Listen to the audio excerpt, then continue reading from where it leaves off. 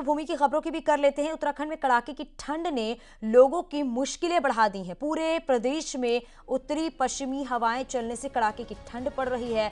वहीं मौसम विभाग ने ऊपरी इलाकों में जताया है बर्फबारी का पूर्वानुमान और इसके साथ 30 दिसंबर को उत्तरकाशी, चमोली, रुद्रप्रयाग, अल्मोड़ा, पिथौरागढ़ में बारिश का अलर्ट जारी किया गया है। तो बताते चले आपको, उत्तरकाशी, चमोली, रुद्रप्रयाग में अलर्ट जारी है। लगातार देखा जा रहा है बर्फबारी, बारिश की वजह से कड़ाके की ठंड पड़ रही है और पहाड़ों में मौसम का मिजाज पूरी तरीके से बदल गया है और कड़ाके की ठंड की वजह से लोगों को मुश्किलें भी हो रही हैं। तो पहाड़ों पर बारिश और बर्फबारी का अनुमान है। ऊंचाई वाले इलाकों में बर्फबारी का अनुमान जताया गया है।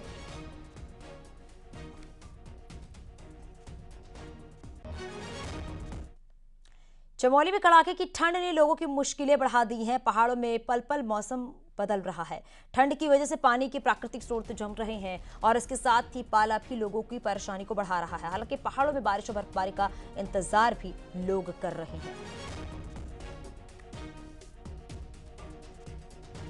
तो मैदानी जिलों में कोहरा मुसीबत बना हुआ है। देखा जा रहा है किस तरीके से पहाड़ों पर बारिश और बर्फबारी के बाद कड़ाके की ठंड पड़ रही है। हालांकि स्थानीय लोग जो हैं वो ठंड से बचने के लिए अलाव का सहारा भी ले रहे हैं।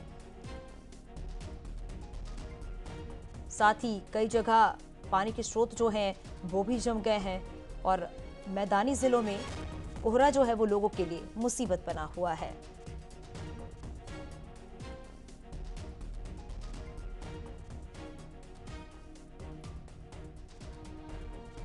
और देहरादून से हमारी सहयोगी भारती हमारे साथ जुड़ गई, चमोली से हमारे सहयोगी नितिन सेमवाल हमारे साथ जुड़ गया है। भारती सर, बताइए, देखा जा रहा है किस तरीके से पहाड़ों में मौसम का मिजाज बार बार बदल रहा है जिससे कड़ाके की ठंड पड़ रही है। हालांकि आने वाले दिनों में बारिश और बर्फबारी की चेतावनी यहां पर जताई गई है। बिल्कुल, वेस्टर्न डिस्टर्बेंस का ही असर है यहाँ पर, जिस वजह से पल पल मौसम बदल रहा है। दोपहर के वक्त हम देखते हैं तेज धूप और सुबह शाम कड़ाके की ठंड। और जो ये ठंड पड़ रही है, जो ये मैदानी जिलों में कोहरा पड़ रहा है, उसका असर ये हो रहा है कि चाहे बात कर लें रेल सेवाओं की, बस सेवाओं की या फिर हवाई सेवाओं की, सभी प्रभावित होती हुई नजर आ रही हैं। 5 से 6 घंटे की देरी से अगर हम बात करें, ट्रेनें चल रही हैं इस कोहरे की वजह से। हवाई सेवाएं प्रभावित हो रही है। कल एक फ्लाइट कैंसिल भी करनी पड़ी दिल्ली से ही। इसके अलावा अगर हम बसों की बात करें तो बसें भी 2 से 3 घंटों की देरी से चल रही हैं। अब मौसम विज्ञान केंद्र ये पूर्वानुमान जता रहा है कि 30 तारीख से मौसम बदल सकता है। 5 जिलों में 3000 मीटर से जो ऊपर के इलाके हैं वहां पर बर्फबारी का पूर्वानुमान जताया गया है। बिल्कुल भारती, आप हमारे साथ बने रहिए। नितिन भी हमारे साथ जुड़े हुए हैं। नितिन, आप भी जरा वहां की तस्वीरें दिखाइए और लगातार कड़ाके की ठंड की वजह से जो सैलानी पहाड़ों का रुख करते हैं उन्हें दिक्कतों का सामना करना पड़ रहा है और साथ ही साथ ठंड से बचने के लिए अलाव का सहारा भी लेना पड़ रहा है। जी बिल्कुल, अगर हम देखें तो 12 दिसंबर के बाद पहाड़ों में जो बर्फबारी हुई थी उससे कहीं ना कहीं जो सुबह शाम का जो तापमान है वो निरंतर गिरता चला गया। और अभी भी आप देखिए, अभी तक अगर धूप की बात करें तो पहाड़ों में आप देख सकते हैं दूर चोटियों पर आपको धूप जरूर दिखाई दे रही होगी, लेकिन जो निचले इलाके हैं वहाँ पे लगातार कड़ाके की ठंड पड़ रही है। सुबह शाम का तापमान लगातार गिरता चला जा रहा है और अब मौसम विभाग ने जब 30 दिसंबर से ये पूर्वानुमान जताया है कि पहाड़ों में बर्फबारी हो सकती है, तो कहीं ना कहीं जब बर्फबारी होगी तो जो ये सूखी ठंड है उससे कहीं ना कहीं लोगों को राहत जरूर मिलेगी। लेकिन अभी अगले अगर 48 घंटों की बात करें, जब तक पहाड़ों में मौसम नहीं बदलता है तब तक इसी तरीके से लगातार पहाड़ों में पारा गिरता चला जाएगा। सबसे अधिक अगर ठंड की बात करें तो इस बार नीति घाटी में सबसे अधिक ठंड महसूस की जा रही है, क्योंकि उसकी हाइट कम से कम 3000 से 3500 के मीटर के आसपास है। तो वहाँ पे पूरे प्राकृतिक झरने तक जम गए हैं। लेकिन जो निचले इलाके हैं वहाँ पे सुबह शाम जो ये हवा चल रही है उससे कहीं ना कहीं ठंड में लगातार बढ़ोतरी भी हो रही है। जी बहुत शुक्रिया आप दोनों का इस पूरी जानकारी के लिए। भीमताल इलाके से भले ही एक गुलदार और बाघ को पकड़ लिया गया हो, लेकिन लोगों में दहशत अब भी कायम है। पिछले दिनों 3 बाघों की धमक से लोग अब भी डरे हुए हैं। वही आदमखोर अब तो आसपास नहीं है। वहीं अन्य इलाकों में गुलदार दिखने से लोगों में दहशत का माहौल है। वन विभाग से नाराज ग्रामीण अब डीएम दरबार में पहुंचे हुए हैं। लोगों ने शिकायत भी दर्ज की है। वन विभाग गुलदारों को पकड़ने के लिए पिंजरा नहीं लगा रहा है। वहीं डीएम के निर्देश जारी किया है कि ग्रामीणों की शिकायत का संज्ञान लें और पिंजरे के साथ मैन पावर भी लगाएं। आपको बताते चले, नैनीताल के भीमताल और धारी में 3 महिलाएं की बाघ के हमले से मौत हो गई है। हालांकि इन हमलों के बाद विभाग ने गुलदार और एक बाघ को पकड़ा है। डर इस बात का है कि अब भी यहां पर आतंक है। नैनीताल से हमारे सहयोगी वीरेंद्र हमारे साथ जुड़ गए हैं। वीरेंद्र, जरा बताइएगा, लगातार देखा जा रहा है जब एक बाघ को पकड़ा गया था उसके बाद ये लग रहा था कि क्या ये आदमखोर है या नहीं है, लेकिन अब भी जो बाघ और गुलदार की दहशत है वो लोगों में साफ तौर पर बनी हुई है और वन विभाग के खिलाफ लोगों में नाराजगी, लोगों में शिकायत भी है कि वो पिंजरा नहीं लगा रही हैं जिससे कि इन बाघों को पकड़ा जा सके। अभी फिलहाल क्या इस शिकायत के बाद कुछ कार्रवाई देखने को मिली है? देखिए चांदनी, जिस तरह से गुलदार और बाघों का आतंक है पूरे इलाकों में और 2 नए स्पॉट चिन्हित हुए हैं, एक कृष्णापुर के इर्द गिर्द और दूसरा गेठिया के इर्द गिर्द कल शाम भी गुलदार दिखने की सूचनाएं यहाँ आई हैं। और इसके अलावा जो भीमताल और धारी ओखलकांडा वाला इलाका है वहां पर लगातार जो गुलदारों का आतंक है वो मचा हुआ है। पिछले दिनों की बात करी जाए तो चुनौती वाला जो इलाका था वहां पर 3 बाघ दिखे थे, उसमें से एक बाघ कल वन विभाग ने रेस्क्यू किया है और 2 बाघों की मूवमेंट उस इलाके में अभी भी है। जो स्थानीय लोग हैं वो डरे इस बात को लेके हैं, जो जिस बाघ को वन विभाग ने पकड़ा है क्या वही आदमखोर था या नहीं था। लेकिन इसके अलावा जो धारी वाला इलाका है वहां पर भी कुछ नए स्पॉट चिन्हित हुए हैं, वहां पर गुलदारों की धमक देखी गई है। कुछ जो स्थानीय लोग थे वो डीएम के पास कल आए थे और उनका साफ तौर पर ये कहना था, वो लंबे अरसे से शिकायत ये दर्ज कर रहे हैं कि वहां पर पिंजरा लगा दिया जाए, गुलदार को ट्रैंकुलाइज करा जाए, लेकिन बावजूद उसकी कोई कार्रवाई नहीं हो रही है। हालांकि डीएम ने भी कल जो वन विभाग है उसको सख्त निर्देश दिए हैं कि जहां से शिकायतें मिलती हैं या जो नए स्पॉट चिन्हित हो रहे हैं, जिन इलाकों में गुलदार का आतंक हो रहा है, तो उन इलाकों में गश्त बढ़ाई जाए और उसके अलावा पिंजरा लगाया जाए। जो मैन पावर की दिक्कतें वन विभाग को आ रही थी उसको लेके भी डीएम ने निर्देश जारी कर दिए हैं, आप मैन पावर भी बढ़ा सकते हैं। लेकिन जिस तरह से भीमताल वाला इलाका है, चुनौती वाला इलाका है, ताड़ा वाला इलाका है, यहाँ पर गुलदार ने 3 महिलाओं को मारा था। उसके बाद जो एक मॉब था उसका साफ तौर पर ये कहना था कि जो वन विभाग है वो कार्रवाई नहीं कर रहा है, जो शिकायतें वन विभाग को दी जा रही हैं वो उस पर संज्ञान नहीं लिया जा रहा है। कहीं ना कहीं जो ग्रामीण हैं वो भी परेशान हैं, खास तौर पर जो धारी वाला इलाका है या फिर जो ताड़ा वाला इलाका है वहां पर जो लोग हैं उनको स्कूल आने जाने की खास तौर पर बच्चों को दिक्कत है। जो वहां से ऑफिस कार्यालय या जो किसान हैं वो मंडी तक अपना उत्पाद लेके आते हैं, खेतों में कैसे काम करें, ये एक समस्या वहां पर बन रही है। देखना होगा ये वीरेंद्र कि किस तरीके से आखिर उस बाघ या गुलदार को पकड़ा जाता है। बहुत शुक्रिया पूरी जानकारी के लिए। विकासनगर के जूडो मार्ग पर एक अज्ञात वाहन ने बाइक को टक्कर मार दी है। बाइक से एक दंपत्ति जा रहे थे, हादसे में पति की मौत हो गई है जबकि पत्नी को गंभीर चोटें आई हैं। वहीं हादसे का एक वीडियो भी सामने आया है जो कि किसी राहगीर ने बनाया है, जिसमें साफ दिख रहा है कि हादसे के बाद महिला कैसे सड़क किनारे तड़प रही है। बाद में महिला को अस्पताल में भर्ती कराया गया। हादसा जौनसार के सरना गांव के पास हुआ।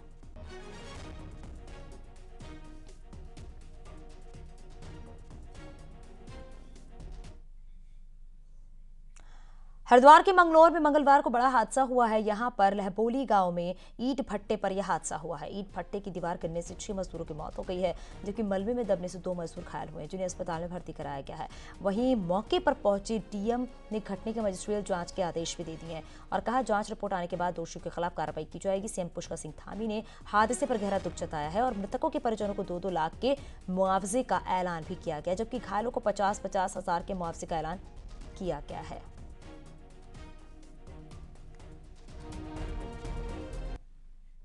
मूल निवास प्रमाण पत्र और ठोस भू कानून की मांग को लेकर शुरू हुए आंदोलन को अब और तेज की रणनीति जो है वो बनाई गई है। संघर्ष समिति ने ऐलान किया है कि अगली महारैली जनवरी के आखिरी हफ्ते में हल्द्वानी में होगी, तो वहीं उत्तरायणी मेले पर भी बड़ा विरोध होगा।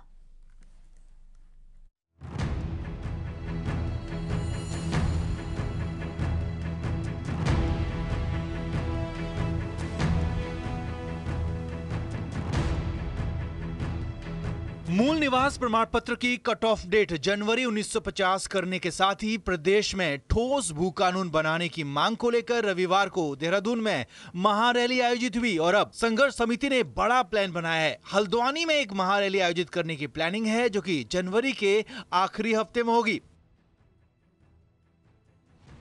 वहीं इससे पहले मकर संक्रांति पर बागेश्वर के उत्तरायणी मेले में और इस दिन प्रदेश के अलग अलग हिस्सों में लगने वाले हर मेले में मूल निवास के समर्थन में रैलियां निकाली जाएंगी।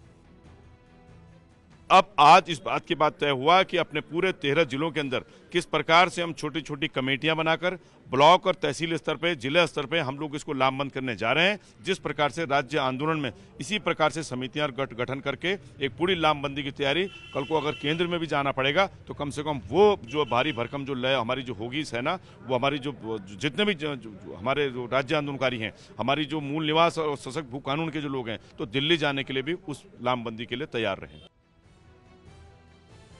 मूल निवास और भू कानून को लेकर सड़क पर उतरी संघर्ष समिति का कहना है कि हम अपने ही प्रदेश में दोयम दर्जे के नागरिक नहीं बनना चाहते हैं, लिहाजा मांग पूरी होने तक आंदोलन जारी रहेगा।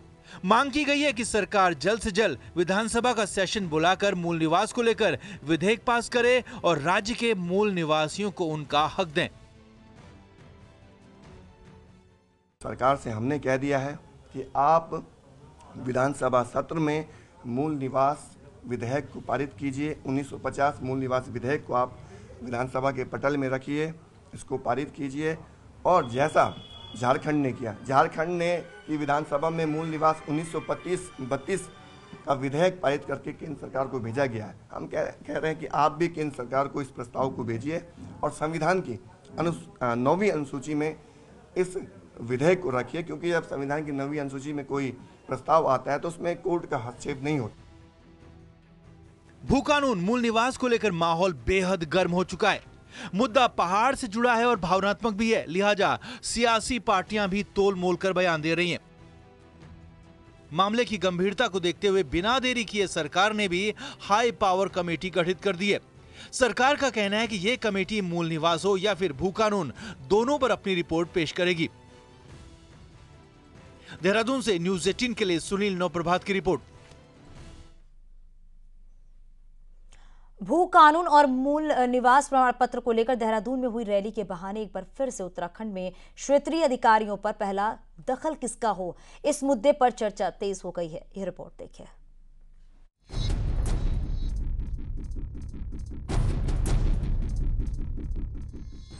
मूल और स्थायी निवास प्रमाण पत्र का जो मुद्दा है, दरअसल उसकी जड़ में अपने अधिकारों और स्थानीय युवाओं को नौकरी देने का मुद्दा है। पिछले कुछ सालों में खेलों में नौकरियों का बहुत बड़ा ऑप्शन खुला है, लेकिन ये अपने आप में दीगर बात है कि उत्तराखंड के ज्यादातर खेल संघों में ऐसे लोगों का कब्जा है जिनका उत्तराखंड से कोई लेना देना नहीं है, और ये सिलसिला पिछले कई साल से चल रहा है। जाहिर है, जब ऐसे लोग उत्तराखंड खेल संघों में हैं जिनका उत्तराखंड से कोई कनेक्शन नहीं है, तो इन खिलाड़ियों की कौन सुध लेगा। विवादों में रही रेसलिंग फेडरेशन ऑफ इंडिया को हाल ही में निलंबित कर दिया गया। इसके जो कोषाध्यक्ष चुने गए वो मेरठ के सत्यपाल देशवाल हैं, जिनका नाम उत्तराखंड के खेल संघ के रिकॉर्ड में दर्ज है। इसका मतलब ये हुआ कि सत्यपाल उत्तराखंड के कोटे से चुनाव लड़कर जीते हैं, लेकिन ये अकेला केस नहीं है। कुछ समय पहले उत्तराखंड के फुटबॉल फेडरेशन में महाराष्ट्र में तैनात ट्रांसपोर्ट अधिकारी रवि किशन गायकवाड़ करता धरता थे। यूपी में शिक्षक विदेशी यादव की उत्तराखंड के 2 खेल संघों में महत्वपूर्ण भूमिका रही। इसी तरह हरियाणा के बिजनेसमैन अजय सिंह उत्तराखंड बॉक्सिंग से जुड़े रहे। वहीं दिल्ली के कारोबारी राजेश अग्रवाल का भी उत्तराखंड की खेल राजनीति में दखल है। जानकार कहते हैं कि ज्यादातर खेल संघ इस नियम का पालन नहीं करते कि खेल संघ में सिर्फ उत्तराखंड का निवासी ही पदाधिकारी हो सकता है। जानकार खेल संघ की जांच की भी मांग कर रहे हैं। देखिए, जब से उत्तराखंड बना है हमने ये देखा है कि उत्तराखंड में जो है यहाँ से बाहर के लोगों, जो कि यूपी हैं, यूपी के अलावा जो बाकी स्टेट्स हैं, वो यहाँ आके खेल संघों में बने हुए हैं। उनका पहाड़ से कोई लेना देना नहीं है। पहली बात यह है कि वो एक कंपनी को एक सोसाइटी रजिस्टर कर देते हैं, उसके आधार पे ही वो कागजों में जो है वो फेडरेशन चल रही होती है, वो ना कभी पहाड़ तक पहुंच। उत्तराखंड खेल विभाग और उत्तरांचल ओलंपिक संघ नाम से रजिस्टर्ड संस्था के साथ कुल 40 से ज्यादा अलग अलग खेल संघ जुड़े हुए हैं। इसमें कई के पदाधिकारी जो दूसरे राज्यों के हैं, वो कागजों में अपने आप को उत्तराखंड का दिखाने के लिए लोकल एड्रेस देते हैं। ये कागजी एड्रेस केयर ऑफ होटल से लेकर केयर ऑफ पेट्रोल पंप के नाम पर भी हो सकते हैं। न्यूज़ 18 के लिए देहरादून से अनुपम त्रिवेदी की रिपोर्ट।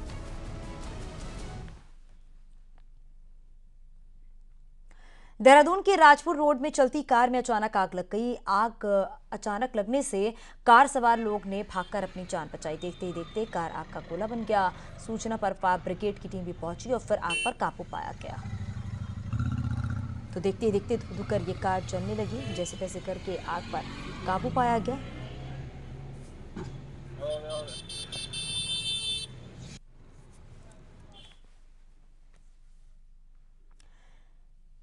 देहरादून से खबर है, यहाँ पर दून रेलवे स्टेशन के पास सांभर पहुंचा। सांभर को देखने के लिए रेलवे स्टेशन में लोगों का हुजूम भी पहुंच गया। खबर मिलने के बाद वन विभाग की टीम मौके पर पहुंची और सांभर को कैप्चर किया गया। जाल डालकर उसे पकड़ लिया गया और उसके बाद सुरक्षित जंगल में सांभर को छोड़ा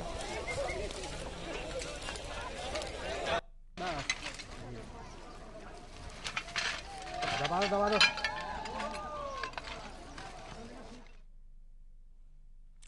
नए साल के जश्न के लिए चक्राता के होटल और रिजॉर्ट भी 90% एडवांस बुक हो गए हैं। वहीं जश्न मनाने के लिए पर्यटकों के चक्राता पहुंचने का सिलसिला भी शुरू हो गया है। पर्यटकों के आने से व्यापारियों के चेहरे खिले हुए हैं। वहीं तापमान में गिरावट के चलते पर्यटकों को बर्फबारी की भी उम्मीद है। चक्राता में न्यूनतम तापमान जो है वो 4 डिग्री तक पहुंच गया है। वहीं पर्यटकों की अगर बात करें, बोनफायर का भी लुत्फ उठाते हुए नजर आ रहे हैं।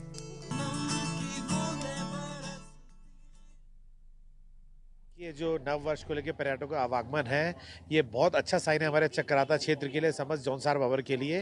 देखिए, जिस हिसाब से आज हमारे क्षेत्र में एक बिजनेस का स्कोप ओनली टूरिज्म रह गया है, ये टूरिज्म की वजह से ही चक्राता के क्षेत्र में जो डेवलपमेंट हो रहा है, ये टूरिस्ट का इस बार बुकिंग ज़्यादा बढ़ी है।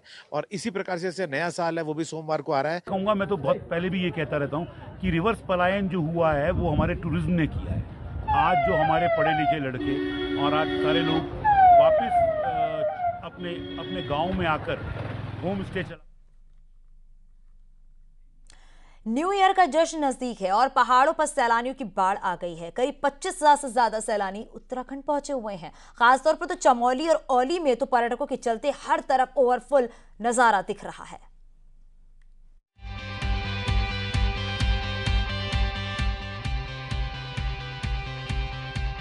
हिल स्टेशन औली की जाम की तस्वीरें इतना बताने के लिए काफी है कि क्रिसमस पर किस कदर पर्यटकों का भारी हुजूम उमड़ पड़ा।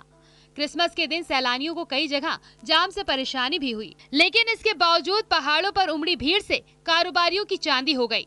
सिर्फ क्रिसमस के दिन ही करीब 25,000 तक पर्यटक औली पहुँचे। इसके साथ ही चौपता पिंडरा घाटी में सैलानियों ने खूबसूरत वादियों का दीदार किया। वहीं इस बार दक्षिण भारत से भी कई पर्यटक पहुंचे हैं और यहां के पहाड़ी व्यंजन की जमकर तारीफ कर रहे हैं। We are from Telangana actually, so हमें ये पहाड़ों के रूट्स में और जंगल के देखकर बहुत कुछ मिला। एंड वो धार्मिक है ना, लाइक संता धर्म इधर से, तो बहुत बढ़िया है। हम बहुत मंदिर भी घूमा। अच्छा, यहाँ तो अच्छा, हाल ही में तो वेरी गुड एक्सपीरियंस एक्चुअली, बहुत अच्छा था और बहुत खुशी और बहुत नॉलेज मिला, बहुत अच्छा एक्सपीरियंस मिला। पर्यटकों का भारी हुजूम देखकर पर्यटन कारोबारियों की बाछें खिल गई हैं। पहाड़ी उत्पादों की जमकर बिक्री हुई। नरसिंह मंदिर, ब्रह्म कमल और औली की सुंदर सुंदर पेंटिंग बनाकर उनकी भी प्रदर्शनी मुख्य बाजारों में दिखाई दी, जिसे सैलानियों ने खासा पसंद किया और उसे खरीदकर पहाड़ों की यादों के रूप में अपने साथ ले जा रहे हैं। कुछ पोस्टर भी बनाए गए हैं, जैसे औली के, ब्रह्म कमल और बद्रीनाथ जी के और नरसिंह मंदिर जी के, और इसके प्रति भी यात्री अच्छी रुचि ले रहे हैं। क्रिसमस के अवसर पर ही पर्यटकों की भारी तादाद नजर आई, जबकि न्यू ईयर की तैयारी इससे भी ज्यादा की जा रही है। ऐसे में अब पर्यटकों के पहाड़ आने की खासी उम्मीद की जा रही है, जिससे इस हफ्ते पहाड़ में और भी रौनक बढ़ने जा रही है। चमोली से न्यूज़ 18 के लिए नितिन सेमवाल की रिपोर्ट। ज्योतिष पीठ के शंकराचार्य स्वामी अभिमुक्तेश्वरानंद सरस्वती ने राम मंदिर प्राण प्रतिष्ठा कार्यक्रम को लेकर सवाल उठाए हैं। उन्होंने प्राण प्रतिष्ठा के आयोजन पर राजनीतिक माहौल बनाने का आरोप लगाया है। हरिद्वार पहुंचे स्वामी अभिमुक्तेश्वरानंद ने कहा है कि कार्यक्रम के लिए सभी दलों को न्योता भेजा गया है, जिससे ये एक धार्मिक आयोजन कम और सर्वदलीय सभा ज्यादा लग रही है। जिसको भी राम में आस्था है वो अयोध्या जरूर जाएगा, लेकिन जिन लोगों का राम मंदिर निर्माण में कोई योगदान नहीं है उन्हें बुलाए जाने का कोई औचित्य नहीं है। हाँ तो ठीक है, सभी दलों को लोगों को आमंत्रित करने का मतलब ये है कि ये सर्वदलीय सभा हो रही है। यही तो हम कह रहे हैं कि ये क्या हो रहा है, ये राजनीति हो रही है। जो राम का भक्त है वो वहाँ जाएगा, जिसने राम जन्मभूमि की प्राप्ति के लिए प्रयास किया है उसको आमंत्रण होना चाहिए। सब दल के लोगों को बुलाया जा रहा है। सब दल ने किसने राम जन्मभूमि की प्राप्ति के लिए किस किस दल ने क्या क्या योगदान किया है बताओ। और चलिए नजर डालते हैं पहाड़ की 10 बड़ी खबरों पर भी। बागेश्वर के कपकोट के सुराग गांव में बीते 4 साल से 60 मीटर पुल बन रहा है, लेकिन पुल का 10% काम भी ठीक से पूरा नहीं हो सका है। पिथौरागढ़ में पंचाचूली की तलहटी पर लगी आग काबू पाने के लिए वन विभाग एक्टिव हो गया है। विभाग ने धारचूला और मुंसियारी में 2 टीमें तैनात कर दी हैं। उत्तरकाशी में उद्यान विभाग के द्वारा किसानों को सेब और कीवी की बागवानी का प्रशिक्षण देने के लिए हिमाचल भेजा जा रहा है। लैंसडाउन के ऐतिहासिक राजकीय इंटर कॉलेज जो हरिखाल को 100 साल पूरे होने वाले हैं। 29 दिसंबर को भव्य शताब्दी समारोह का आयोजन की तैयारी। जोशीमठ के दूरस्थ गांव के लोगों ने सड़क का काम नहीं शुरू होने पर विरोध प्रदर्शन किया है और जल्द ही बड़ा आंदोलन करने की घोषणा की है। विकासनगर में अखिल भारतीय वनवासी कल्याण आश्रम के 71वें स्थापना दिवस के अवसर पर एक प्रबुद्ध नागरिक सम्मेलन का आयोजन किया गया। रुद्रप्रयाग के राजकीय प्राथमिक विद्यालय कोलू भनू में विकसित भारत संकल्प यात्रा का आयोजन किया गया है, जिसमें कि विधायक शैला रानी रावत ने कहा है कि पीएम मोदी के नेतृत्व में देश प्रगति कर रहा है। हरिद्वार में चल रहे दिव्य आध्यात्मिक महोत्सव को लेकर अखाड़ा परिषद के एक गुट ने नाराजगी जताई है। कार्यक्रम को कई संतों को न बुलाए जाने से नाराज है। वीरबाल दिवस के अवसर पर डाक पत्थर स्थित महाविद्यालय में उन 2 वीरों को श्रद्धांजलि अर्पित की गई है। साथ ही सदैव निडर बनकर ईमानदारी के रास्ते पर चलने की शपथ ली। जोशीमठ की मंडल घाटी में 2 दिवसीय अनसुईया मेला खत्म हो गया है। मेले में देव टोरियां भी पहुंची हैं, जिनका आशीर्वाद लेने के लिए दूर दूर से लोग पहुंचे थे। और यार रुकिए, छोटे से ब्रेक के लिए जल्द लौटते हैं।